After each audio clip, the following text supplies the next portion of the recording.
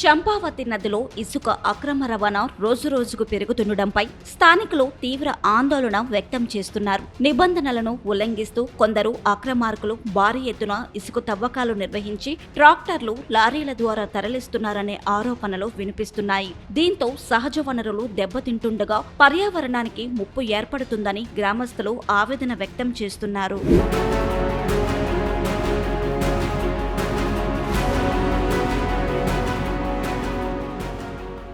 చంపావతి నది పరివాహక ప్రాంతాల్లో ఇసుక అక్రమ తవ్వకాలు, రవాణా యథేచ్ఛగా కొనసాగుతున్నాయనే ఆరోపణలు వినిపిస్తున్నాయి. అనుమతులు లేకుండానే భారీ ఎత్తున ఇసుకను తవ్వి రాత్రింబవళ్లు ట్రాక్టర్లు, లారీల ద్వారా తరలిస్తున్నట్లు స్థానికులు చెబుతున్నారు. నదిలో అధికంగా ఇసుక తవ్వడం వల్ల సహజ సమతుల్యత దెబ్బతింటుందని గ్రామస్తులు ఆందోళన వ్యక్తం చేస్తున్నారు. నది ఒడ్డున ఉన్న వ్యవసాయ భూములకు ముప్పు ఏర్పడడంతో పాటు భూగర్భ జలాలపై కూడా ప్రతికూల ప్రభావం పడే ప్రమాదం ఉందని చెబుతున్నారు.